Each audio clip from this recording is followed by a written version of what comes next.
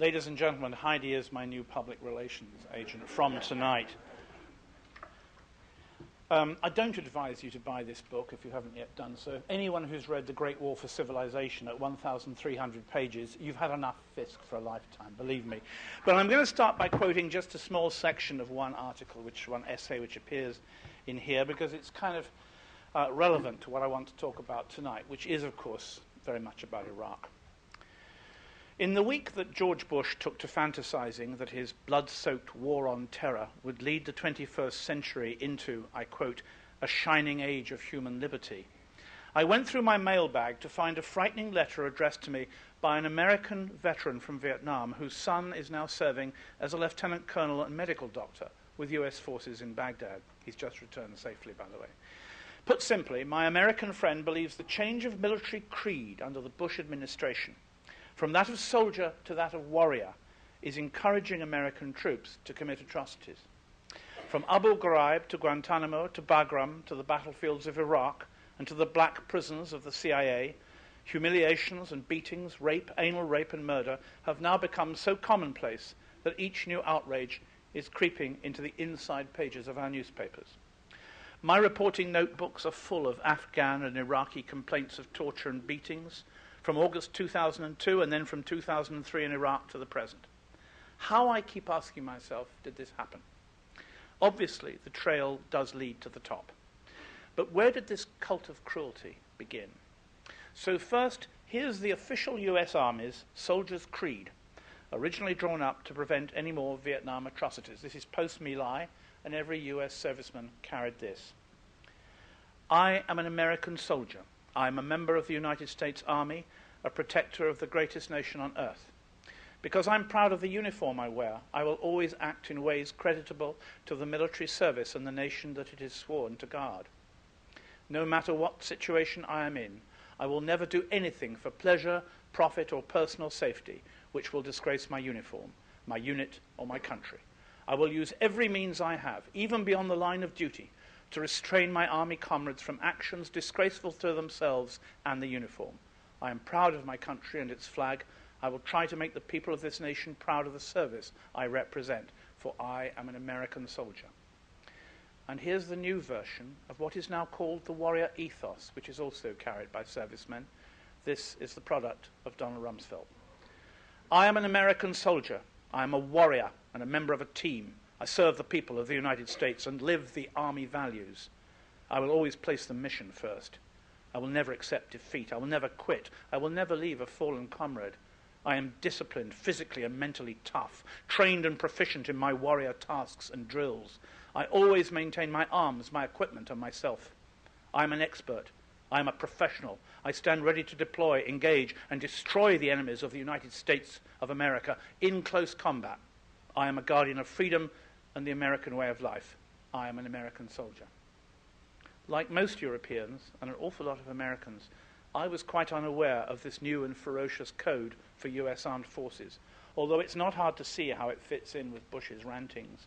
I'm tempted to point this out in detail, but my American veteran did so with such eloquence in his letter to me that the response should come in his words.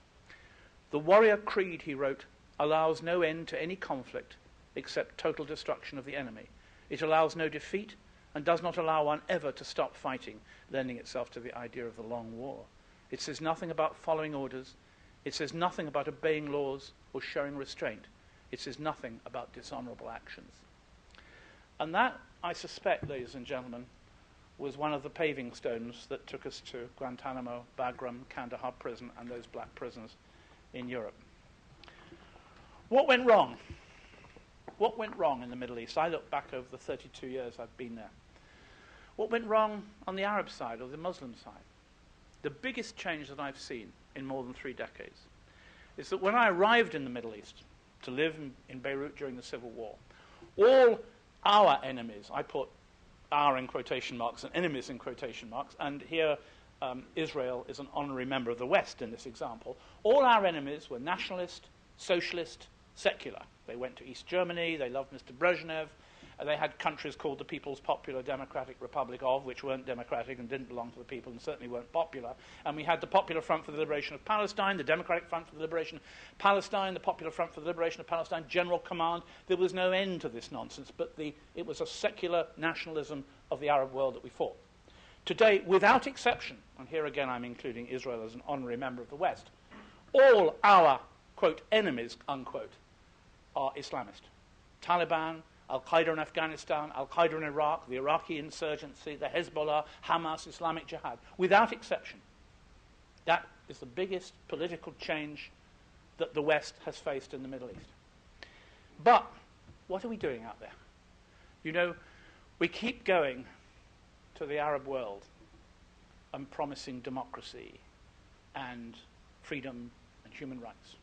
Napoleon, when he invaded Egypt in the 18th century, said he was coming to free the people of Cairo from the pashas who hanged them when they exercised free speech. When General Angus Maude arrived in Baghdad in 1917, leading the British occupation of that time, he announced, and I paid $2,000 at an English auction for this document, in a poster that went on the streets of Baghdad, Arabic on one side, English on the other, to the people of the Muhafazat, the governorate of Baghdad. We come here not as conquerors, but as liberators to free you from generations of tyranny. Signed General Angus Maude, not George W. Bush, General Angus Maude. And of course, in 3 years, we had an insurgency. The British besieged a town called Fallujah. We surrounded Najaf. We demanded the surrender of a Shiite cleric called Badr, not Sadr, Badr. We got Badr, you haven't got Sadr. British intelligence in Baghdad sent a message to the War Department in London. Those are the days when we actually called it a War Department as opposed to Department of Defense, and said that terrorists were crossing the border into Mesopotamia, Iraq, from Syria. And Lloyd George, British Prime Minister at the time, stood up in the British House of Commons in 1920 and said, if British troops leave Iraq now, there will be chaos and civil war. If that sounds faintly familiar, we didn't read about that before we rushed off, did we, in 2003? By the way, this is apropos of something important. If any of you later can tell me why Tony Blair did what he did, would you put your hand up at the end? Because I still don't know. There was a very good article in the Sunday Times the other day. I hate to say this because the Sunday Times is owned by Rupert Murdoch. But the article was going on about Blair's increased amount of faith. You know, he's now head of a faith foundation at Harvard. He's a peace envoy in the Middle East. He hasn't been to Gaza yet because they don't wear ties there. But nonetheless, he's found Catholicism too. And the article was very good. It said, didn't God ever give advice to Tony Blair? Like, you know, in February 2003, didn't he say, Tony, this Iraq thing may not be such a good idea, you know? I think it was a one-way messaging system from Tony up. Why didn't we plan? Why didn't we plan in Iraq? You know, in 1941, before June 21, 1941, the Nazi invasion of the Soviet Union, when the Wehrmacht was still on the coasts of northern France, and we Brits were still waiting to be invaded by the German armies, Churchill, who's not a hero of mine, Churchill created a cabinet committee in Downing Street to organize the governing of post-war occupied Nazi Germany. 1941, 4 years before the end of the war. The next year, Cambridge University started degree courses for British diplomats and civil servants to teach them how to run Germany when Hitler was defeated. 4 years before Hitler's suicide, this was being planned. And when the British went into Cologne in 1945, our civil servants went with frontline British troops, armed, into the Rathaus, the city hall, to start the governing of post-war Germany. How come we have no plans today? I suspect it's partly because we don't care about the Muslims or the Arabs. Hands up here, anybody who can name immediately any one of the 250,000, 500,000 Iraqis who've died since 2003? Any hands up? Apart from Saddam Hussein. No. No, exactly. But we know exactly, of course, how many American soldiers have been killed. It's, 4,167, I think, up to now.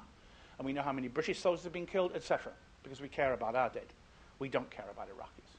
We don't. You know, I always say in articles, I try to say in articles I write, we offer the Arabs, constantly offer them democracy, packages of human rights from our supermarket shelves, and always we arrive, of course, with our swords and our Apaches and our horses and our Humvees and our M1A1 Abrams tanks. And I think the Arabs would like some of our democracy and some of our human rights. But I think they also want a different kind of freedom, and that is freedom from us. And this we do not intend to give them. I worked out the other day for the Sunday magazine of my paper, The Independent in London, that we now have 22 times as many military personnel in the Muslim world than the Crusaders had in the 12th century. Why?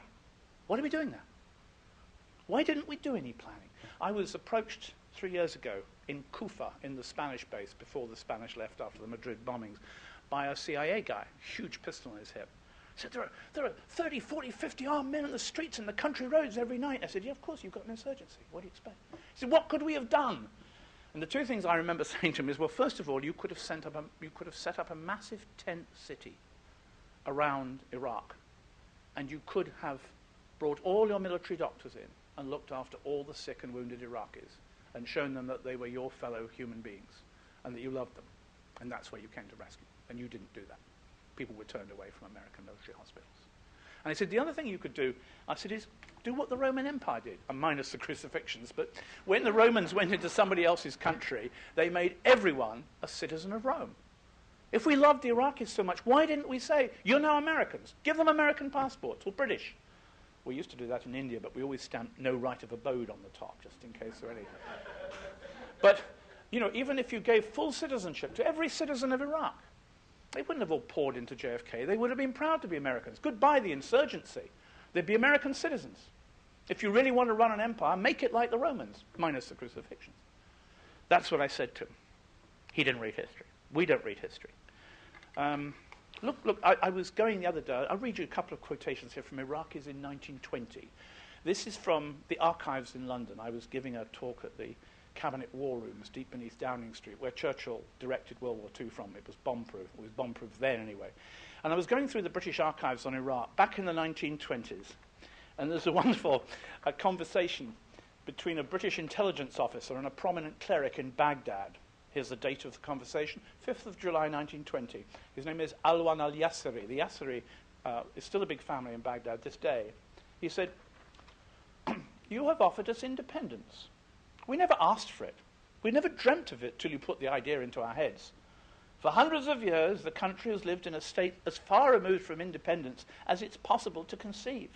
Then you come with your promise of independence, and every time we ask for it, you imprison us. It's true. When the British tried to encourage democracy in Egypt in the 1930s, and when the opposition said, well, we'd like the abdication of the king, they were all locked up in prison. See, it's a bit like poor old Palestinians. We give them democracy, and those pesky Palestinians vote for the wrong people. So we sanction them and we starve them a bit. The Ottawa Citizen had a wonderful editorial just after Hamas won power. It said the Palestinian people should be threatened with fresh elections. Now that's the kind of democracy that really comes with steel foundations, isn't it? Here's another wonderful quotation from the Naqib of Baghdad, Abdul Rahman al-Naqib. He's talking to Gertrude Bell, who was a British Foreign Office intelligence officer in 1919. And he's referring to President Woodrow Wilson's 14 points. I regard Wilson as being one of your finest presidents. And, you know, the idea was self-determination for all ethnic communities, for the Kurds, goodbye Kurdistan, and the Armenians, well, goodbye Greater Armenia.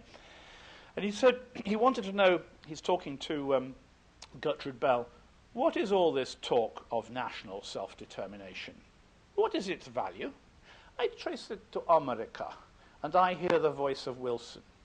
Does Sheikh Wilson know the East and its peoples? Does he know our ways of life and our habits of mind? You English have governed for 300 years in Asia. Pursue your own way. Do not submit to guidance from Sheikh Wilson. You know, it's very interesting, since I'm a great critic of your governments, to recall that in 1918, 1919, 1920, American diplomats in the Middle East who were consuls to the dying Ottoman Empire, and the NGOs in the region, most of whom, of course, would have been called missionaries then, they all petitioned the US president and the State Department to create one modern democratic Arab state, stretching from the Atlantic coast of Morocco all the way to the border between Mesopotamia and Persia, Iraq and Iran. And of course, Wilson died, America moved into isolationism. That was the brilliant one moment when I think America could have transformed the Middle East, and many of our current horrors would not be with us today. But of course, we had the Sykes-Picot Agreement because the British and French had secretly decided to chop up all these places, to create Iraq,